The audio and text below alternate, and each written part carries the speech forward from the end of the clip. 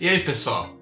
Sejam bem-vindos à segunda aula do curso de equações diferenciais. Nessa aula, a gente vai ver um dos métodos mais conceitualmente simples que a gente tem para resolver equações diferenciais, que é o método da separação das variáveis.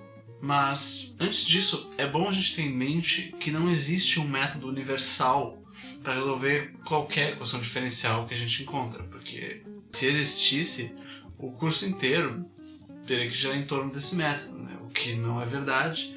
Então, o que acontece é que a gente tem métodos específicos para certas classes de equações.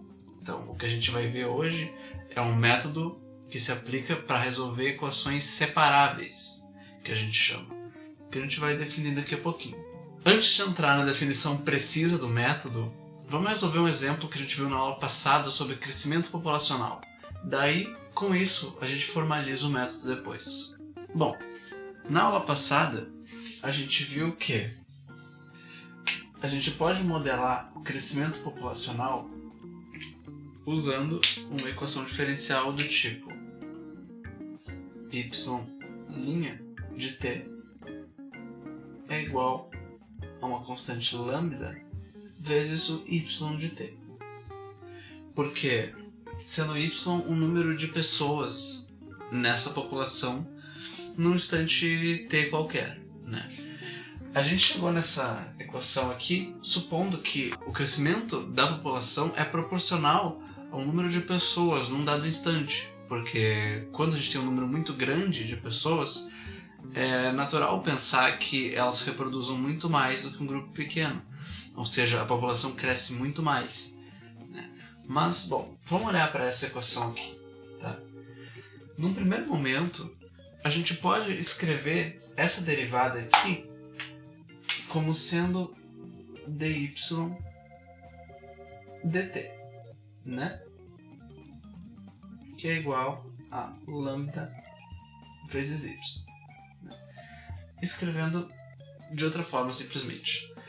Agora, eu vou tomar uma liberdade, que é um pouco estranho no começo, mas eu vou pegar esse dt aqui e eu vou passar para o outro lado. Vou multiplicar tudo por dt. Então, o que isso vai fazer?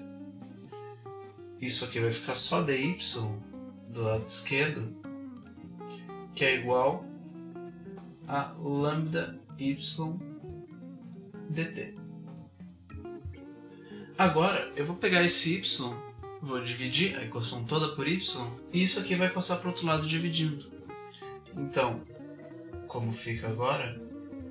Fica que dy sobre y é igual a lambda vezes dt.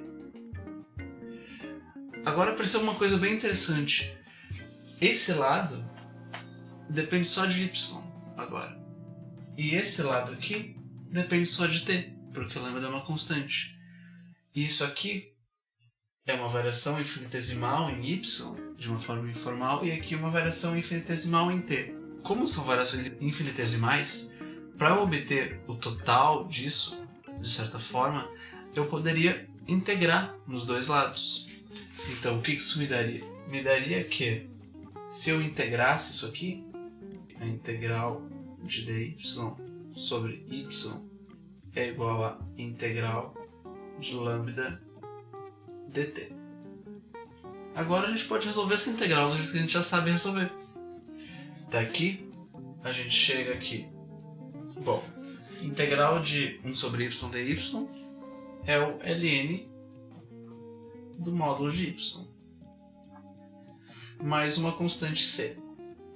Isso é igual a integral de uma constante lambda dt, ou seja, isso é lambda t mais uma outra constante de integração d.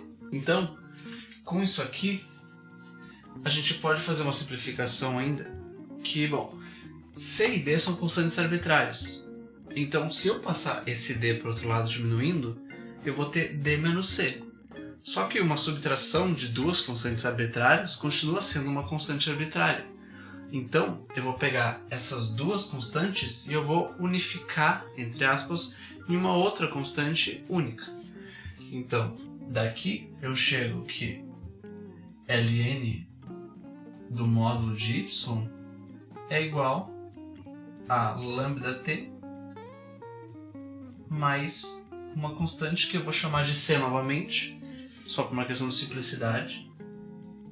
A gente chegou que o logaritmo do módulo de y é igual a lambda_t mais c. Para eu isolar o y, que é o que a gente quer isolar, eu posso fazer exponencial aos dois lados, né?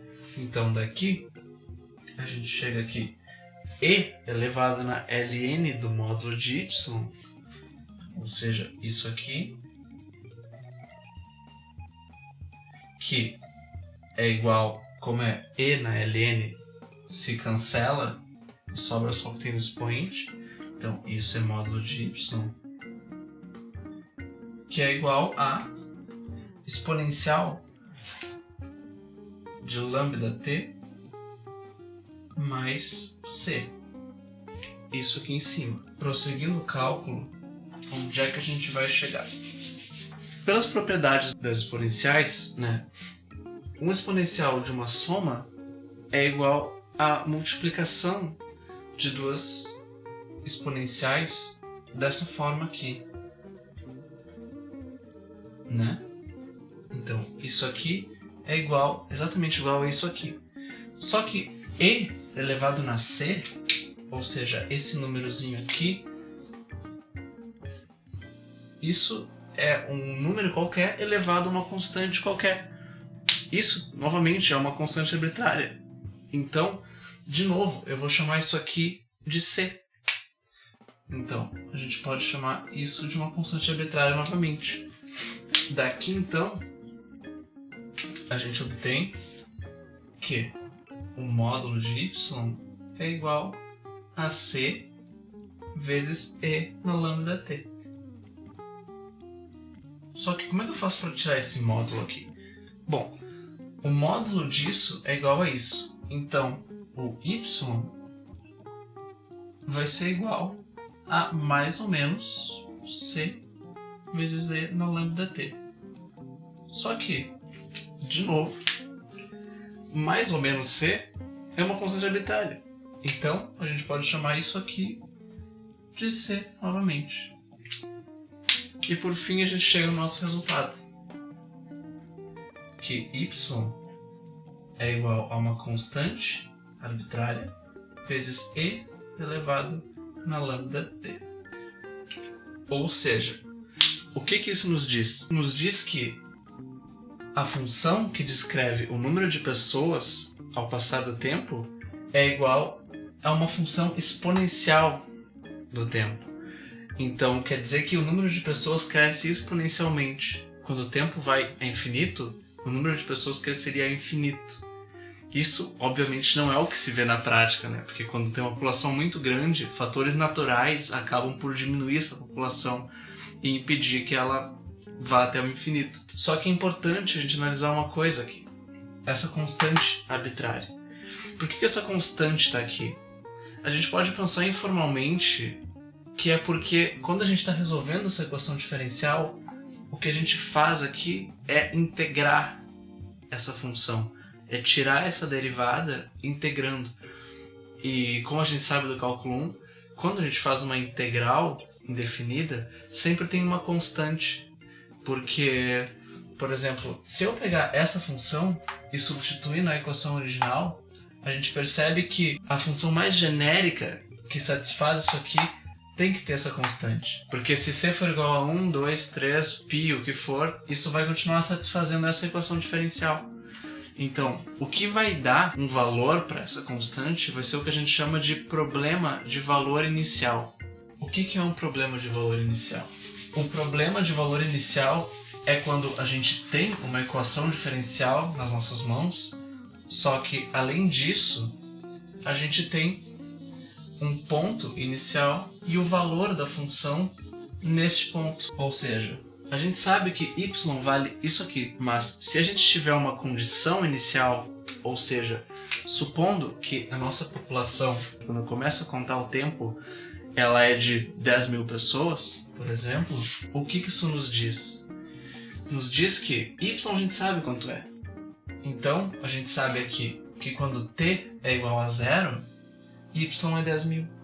Então, 10.000, que é igual a c vezes e elevado na lambda vezes 0, que é 0.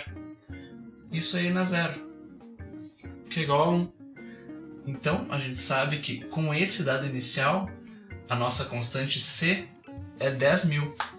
Então, para esse problema, quando a gente tem essa equação diferencial, só que com esse dado inicial de 10.000 pessoas na população, a gente sabe que, na verdade, com isso aqui, a gente tem que y ele é exatamente 10.000 vezes e na lambda t.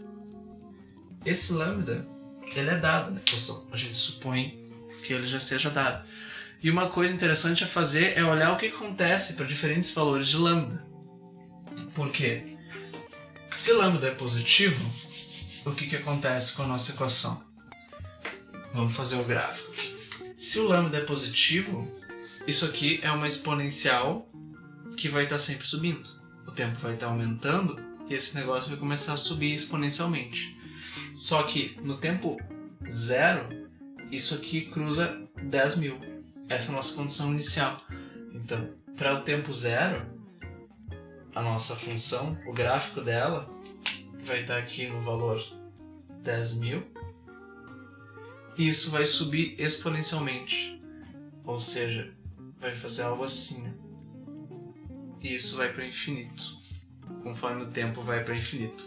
Agora, se o lambda é negativo, o que acontece é que a gente não tem um aumento na população. A gente tem uma diminuição dessa população. Ou seja, a gente tem mortalidade nessa população.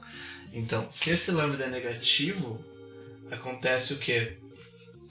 A gente começa aqui, só que ela vai fazendo isso e ela vai cada vez mais convergindo para um número 0 de pessoas. Ou seja, as pessoas vão morrendo ao passar do tempo, só que a gente vai se aproximando de uma solução que a gente chama de solução de equilíbrio aqui.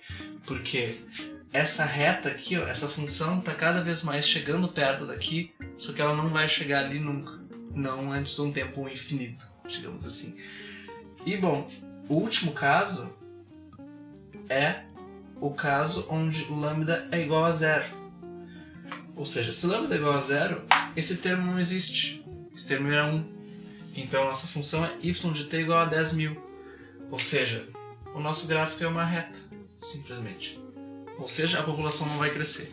Então, essa é a nossa análise desse modelo que a gente acabou de resolver, que não é real, claro, ele pode servir bem por um tempo inicial, né, por um tempo pequeno de alguns anos, talvez, mas conforme o tempo vai passando, isso a gente consegue ver que isso não está certo, né? Mas isso aqui a gente resolveu a nossa primeira equação diferencial. Agora resta saber o que a gente fez aqui, como é que a gente formaliza esse método que a gente usou.